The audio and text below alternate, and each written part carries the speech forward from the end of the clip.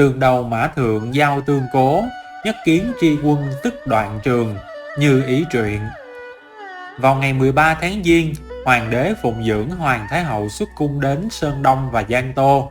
Mùng 8 tháng 2 lại đến Hoàng Hà. Hoàng đế hạ chiếu chấp thuận khởi công xây dựng Cao Gia Yến để lập nên kênh đào đi thuyền xuống phía Nam, đi qua Dương Châu, Trấn Giang, Đan Dương, Thường Châu rồi đến Tô Châu. Tháng 3 ngự giá tới Hàng Châu rồi đi khắp Tây Hồ. Chung quy Tây Hồ trong 6 tháng đầu năm, phong cảnh lúc nào cũng xinh đẹp. Huống chi tháng 3 Giang Nam, liễu lục yên lam, mỗi lần chuyển động thì như bước chân nhẹ nhàng, thướt tha kiều diễm, yên tĩnh như một thiếu nữ ngồi một chỗ, nhưng lại thướt tha trong gió. Đã từ rất lâu hoàng đế luôn muốn đến Giang Nam, rốt cuộc bây giờ cũng đã đạt được tâm nguyện. Ngoại trừ cùng Quan Văn uống rượu đọc thơ, thì Như Ý luôn ở bên cạnh hoàng đế uống trà long tỉnh, lại ăn món ngon Tây Hồ, còn có canh bột củ sen ngon ngọt, có mật cao quế hoa. Tuy rằng hàng năm đều có tiếng cống vào kinh thành, nhưng ở đây lại tươi tốt hơn trong cung, tất nhiên là càng ngon hơn hẳn. Vào một đêm dạ yến trong cung, hoàng đế cùng thái hậu và các chư vị cương công, tần phi uống rượu trên Tây Hồ. Các hoàng thân quốc thích tất nhiên là mang theo các phúc tấn đi cùng bên cạnh. Các hậu phi đều mặc y phục hoa sam, lại mềm giọng nũng nịu truyền ra. Mọi người lần lượt ra vào, các quan viên lại đem nữ tử phụng dưỡng, nhảy múa mua vui. Tuy rằng các tần phi đều có xuất thân Hán quân kỳ, nhưng lại không thể mềm mại đáng yêu như nữ tử Giang Nam. Hoàng đế thở dài. Hoàng Ngạch Nương yêu thích cảnh đẹp, chỉ là mùa này cảnh đẹp vẫn chưa đạt đến cực điểm, chỉ có chút lá xanh mà thôi, thật là đáng tiếc. Thái hậu cười dài nói, ai gia hiểu cái hiếu tâm của hoàng đế, ai gia biết hoàng đế yêu nhất Tô Đê Xuân Hiểu. Đáng tiếc là chúng ta không thể ở Hàng Châu cho đến mùa hè, cho nên cũng khó gặp được cảnh đẹp. Chỉ là ai gia suy nghĩ, nếu đã lấy lá sen rồi thì sao không xem chút hoa sen đi. Dứt lời, Thái hậu nhẹ nhàng vỗ tay một tiếng thì đã thấy trên mặt hồ yên tĩnh xuất hiện một đóa hoa sen nổi từ dưới nước lên. Đóa hoa sen rất lớn, rồi từ từ từng cánh mở ra đến khi chỉ còn nhụy hoa bên trong. Bên trong có hai nữ tử mặc y phục màu vàng ngồi ngay ngắn trong đó, một người đàn tỳ bà và một người hát côn khúc. Trên mặt hồ đèn đuốc dần sáng trưng lên, yên tĩnh trở lại, lại có làn gió nhỏ thổi qua. Tiếng tỳ bà róc rách mà hòa với tiếng ca nữ tử truyền đến, làm cho người ta say mê âm luật. Tiếng ca của nàng kia tuy không hay vượt bậc, nhưng cách xuân gợn sóng thanh vận lại dễ dàng lọt vào tai. Lại kim thêm tiếng tỳ bà u u đến tận xương, triền miên vô cùng. Hoàng đế cũng không thấy tán thưởng, nghiêng người sang phía Như Ý nói, bây giờ nếu hát bài từ thì cực kỳ thích hợp, nếu lại được tỳ bà tôn lên nữa thì đúng là thú vui. Chỉ là khúc ca này phá lệ có tâm. Như Ý cúi đầu cười nói, xưa nay ở Tây Hồ có nhiều người Hán làm thơ, trong đó có bài Thái Thường Dẫn do chính người nữ chân viết, tình tứ độc đáo lại không chút nào thua kém. Hoàng đế bất giác mỉm cười. Hoàng hậu luôn là người hiểu biết từ khúc người Hán, vậy nàng có từng đọc qua thơ Đôn Chu Khanh chưa? Như Ý nhẹ nhàng lắc đầu, đôi khuyên tai linh lung cũng chuyển động theo. Thần thiếp chỉ biết câu tường đầu mã thượng giao tương cố, nhất kiến tri quân tức đoạn trường mà thôi, còn cả bài thơ thì không thuộc hết. Hai câu thơ trên nghĩ là chàng cưỡi ngựa trắng dừng bên cạnh liễu rủ, người sau tường kẻ trên ngựa nhìn nhau từ khoảng xa. Hoàng đế vươn tay nắm chặt đôi tay nàng bị gió đêm thổi lạnh. Lúc trẫm và nàng mới gặp nhau cũng đã từng xem gánh diễn đệ nhất diễn bài Tỉnh Để Dẫn Ngân Bình này. Cái mỉm cười của hắn chứa đầy ôn nhu mà thâm thúy. Trẫm chưa bao giờ quên ngày đó. Như Ý xấu hổ mỉm cười mà nắm chặt 10 ngón tay của hắn. So với đám tần phi trẻ tuổi thì nàng là một chi mẫu đất nước, không thể ca hát, cũng không thể nhảy múa, mà chỉ có thể bất động ngắm nhìn. Thái hậu quay đầu cười nói, hoàng đế và hoàng hậu đang cùng bình luận sao? Có chuyện gì vậy? Hoàng đế cười nâng chén tương kính nói: Hoàng Ngạch Nương lại vì nhi thần chuẩn bị người mới sao? Thái hậu cười đến mức lay động bàn tay, lại ngoắt tay ý bảo hai nữ tử kia đến gần. Hoàng đế nhìn xem, đây là người mới sao? Ánh mắt của Thái hậu đảo lên người Như Ý, phảng phất như lơ đãng. Trong cung người mới quá nhiều, chỉ sợ hoàng hậu oán hận mà muốn chôn sống Ai Gia, vì Ai Gia không để ý đến cái vất vả của hoàng hậu mà thôi. Trong lòng Như Ý liền động, cười khéo léo nói: Có Hoàng Ngạch Nương bên cạnh thì sao nhi thần cảm thấy vất vả chứ à? Thái hậu từ chối trả lời mà chỉ nhìn hai nữ tử kia. Nữ tử đánh đàn tỳ bà là Mai Tần, còn nữ tử ca hát chính là người đã vào cung nhiều năm nhưng không được sủng ái, Khánh Quý Nhân. Ngọc Nghiên giơ chén rượu trong tay lên, mím môi cười nói: Bình cũ rượu mới, hóa ra ý nghĩa này là vậy. Lục Quân cười nói: Chúng ta đều biết tài đánh đàn tỳ bà của Mai Tần, ngoại trừ Tuệ Hiền Hoàng Quý Phi thì Mai Tần đúng là danh thủ số 1. Thế nhưng Khánh Quý Nhân có tiếng hát hay như vậy, tỷ muội chúng ta đúng là lần đầu mới nghe thấy. Ánh mắt mọi người chỉ đều nhìn vào Khánh Quý Nhân, duy chỉ có Mai Tần đứng bên cạnh Như Ý là lơ đãng. Trong lúc vô ý, Như Ý liếc mắt nhìn Mai Tần thì thấy sắc mặt nàng ta không được tốt. Cho dù trên khuôn mặt đầy đủ phấn son kiều diễm nhưng lại không che được cái tức giận. Nàng đang âm thầm kinh ngạc thì lại nghe Thái hậu hòa hoãn hỏi: Khánh Quý Nhân, ngươi vào hầu hạ hoàng đế là vào năm bao nhiêu? Khánh Quý Nhân nhìn hoàng đế, trong mắt mơ hồ có chút u oán: Dạ, năm Càn Long thứ 4 ạ.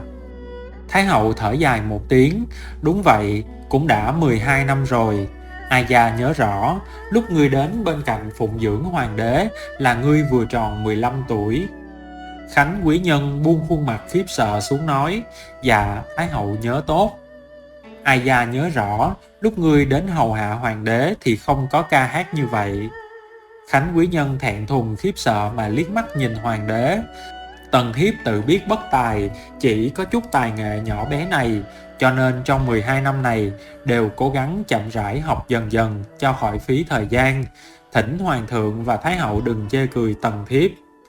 Mấy câu nói đó của Khánh Quý Nhân nghe thật điềm đạm đáng yêu. Hoàng đế nghe thấy bất giác sinh vài phần thương tiếc. Mấy năm nay là do trẫm lạnh nhạt với nàng, đến nỗi nàng phải chịu tịch mịch đơn côi, lại chỉ có thể tự ngâm tự sướng để cho khỏi phí thời gian. Sau này nàng không cần phải như vậy nữa. Ngọc Nghiên cười dài nói: Hoàng thượng đối đãi với tỷ muội chúng ta đúng là vui với người mới, yêu với người cũ, ai ai cũng đều không cô phụ. Nhàn thoại như thế đến một lúc sau, Thái hậu cảm thấy gió hồ bắt đầu mạnh lên, cho nên liền đi về trước, chỉ chừa lại đám Tần Phi làm bạn bên cạnh hoàng đế. Bỗng dưng trên mặt hồ gợn sóng lấp lánh, lại có 3 năm cung thường nhạc kỹ trồi trên chiếc thuyền trên mặt hồ, bàn tay trắng nõn đánh đàn. Tiếng đàn theo cơn gió ấm áp bay tới. Hoàng đế cùng Khánh Quý Nhân ngồi bên cạnh liên miên nói nhỏ, cũng không biết là ai kêu lên một tiếng: Tuyết rơi sao? Lúc này đang là tháng 3, thời tiết ấm áp, chưa từng gặp chuyện tuyết rơi tháng 3. Nhưng mà mọi người ngẩng đầu lên, quả nhiên thấy có điểm trắng nhỏ vụn chậm rãi rơi xuống mà bay lên mặt hồ, hoảng hốt không rõ đó là thứ gì. Có một nữ tử đi đến gần nói: Không phải tuyết mà là hoa mai màu trắng. Như Ý kinh hỉ: Bây giờ mới là tháng 3 thì sao lại có hoa mai lúc này? Hòa thân vương Hoàng Trú xưa nay là người phong nhã liền nói: Hoàng tẩu có điều không biết, Cô Sơn cùng Linh Phong ở vùng này vào lúc này đều có hoa mai. Nếu không nữa thì đi sâu vào vùng núi thì cũng có thể tìm được. Hắn quay đầu nói: Hàng mai như tuyết, người này đúng là có tâm tư. Như Ý hơi có chút không vui. Hoa mai thanh nhã lại là vật cao thượng, sao lại có thể dễ dàng phao tác như vậy, lại vì khiến vui sướng nhất thời mà thôi, thật sự đáng tiếc. Uyển Tần thấp giọng cả kinh nói: Đó không phải là lệnh Tần sao? Ngọc Nghiên nhìn một lát biểu môi cười lạnh nói: Buổi tối hôm nay đúng là chán nản vô vị, ngoại trừ ca hát thì còn có nhảy múa. Nữ nhân trong chúng ta lại dùng cơ hội tranh thủ tình cảm, nếu muốn tranh giành thì cũng nên dùng cách khác đi. chỉ dùng 3 cái nhảy múa ca hát nhạc kỹ tầm thường mà tự hạ thân mình xuống thì còn gì là thú vị nữa chứ. Lục Quân liếc mắt nhìn Ngọc Nghiên cười nói, Gia Quý Phi đừng chỉ nói đến người khác mà không nghĩ đến mình. Cô đã quên lúc cô mới bước vào vương phủ, cái gì nhảy múa trống cơm rồi múa kiếm gì đó sao? Còn lại đánh đàn Triều Tiên, mỗi ngày là một thứ khác nhau. Hoàng thượng sủng ái cô ghê gớm, bây giờ cô không cho người khác học chút bản lĩnh của cô sao? Ngọc Nghiên cười nhạo nói, nếu ca múa được thì mới đáng xem, ta xuất thân Lý Triều, cũng học được ca múa Lý Triều, rốt cuộc cũng có thể khiến Hoàng thượng thích thú được cái mới mẻ. Nhưng hôm nay lệnh Tần và Khánh Quý Nhân cũng chỉ là bắt chước bừa mà thôi, có gì đáng xem đâu chứ. Lục Quân thở dài có chút hối hận, bắt chước bừa nhưng cũng phải xem là ai đang xem chứ. Ta và Gia Quý Phi đều là người đẹp hết thời, thì sao có thể so được với bọn mùi mùi trẻ tuổi 20 tuổi chứ. Ngọc Nghiên cười nói, cũng khó nói, có đôi khi nữ nhân ý nhị thì càng lớn tuổi càng có nét quyến rũ khác sao. Cô quên, ta sinh Tứ A Ca lúc 26 tuổi, Du Phi sinh Ngũ A Ca cũng là 26, Thư Phi bây giờ mang thai cũng là 26, cô sinh Tam A Ca vào lúc 23 tuổi, như vậy cũng là sớm. Hoàng thượng chúng ta có lẽ chính là cảm thấy bọn nha đầu đôi mươi còn quá non nớt mà không thể hầu hạ chu toàn. Cô xem Khánh Quý Nhân cũng biết, lúc trước vào tuổi đôi mươi nhưng lại không được hoàng thượng sủng ái, cho nên tỷ tỷ à, đừng có cả ngày lải nhải hoa tàn ít bướm, lải nhải nhiều như vậy cũng nhàm chán, mà cũng chẳng có hay ho gì đâu. Như Ý cười nói, có những lời này của Gia Quý Phi, bổn cung cũng cảm thấy giải sầu hơn, nguyên lai người già vẫn còn ưu việt ở phía sau. Trên đài cao tiếng vỗ tay nổi lên bốn phía, không ngừng vang lên bên tai. Ngay cả đội ca múa cũng được mọi người tán thưởng. Hoàng đế vỗ tay thở dài, ca múa cũng được, khó nhất là bạch y hồng mai nhẹ nhàng bay bổng.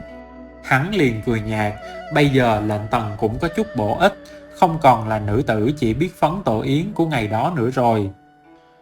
Như Ý nghe vậy mà hiểu rõ ý tứ, lập tức gật đầu. Ở bên cạnh hoàng thượng nhiều năm thì cũng mưa dầm thấm đất, tất nhiên giờ cũng tiến bộ. Giờ phút này lệnh Tần mặc y phục trắng tuyết, trong tay lại cầm hồng mai, quả nhiên là dùng hết tâm tư. Ngọc Nghiên hừ nhẹ một tiếng, tâm tư hay như vậy chỉ sợ là do hoàng hậu nương nương an bài thôi. Như Ý cũng lười để ý, chỉ đạm mạc nói, tâm tư nếu khiến hoàng thượng thích thì rất tốt, nhưng nếu không thích thì cũng là bàn môn tà đạo, uổng phí một phen tâm tư. Ngọc Nghiên thấy hoàng đế mỉm cười trầm ngâm, ánh mắt chỉ nhìn vào thân ảnh đang uốn lượn kia, trong lòng cũng có chút ngượng ngùng. Trong mắt hoàng đế có vô hạn ý tứ tán thưởng mà dương giọng nói, lệnh Tần nàng không ra ngoài ư, nàng muốn trở thành hồng mai trong tuyết sao? Giây lát sau Yến Uyển bước ra, trong tay cầm nhánh hồng mai, lại đứng trước mặt Như Ý mà mỉm cười. Tần thiếp biết hoàng hậu nương nương yêu thích nhất lục mai, nguyên là thần thiếp muốn đi tìm lục mai đến tặng cho hoàng hậu nương nương, nhưng mà lục mai khó kiếm được. Tuy đây chỉ là hồng mai, nhưng thần thiếp cũng thỉnh hoàng hậu nương nương vui lòng nhận cho. Như Ý ngưng mắt nhìn hồng mai trong tay Yến Uyển đưa đến. Đúng là hạnh mai Giang Nam, nàng nhất thời chưa vươn tay ra đón nhận mà chỉ mỉm cười. Mấy ngày nay không thấy muội muội, hóa ra là đang bận vào chuyện này. Yến Uyển nói, thần thiếp thì biết cái gì chứ, chỉ là tốn chút tâm tư để khiến hoàng thượng và hoàng hậu nương nương mỉm cười mà thôi.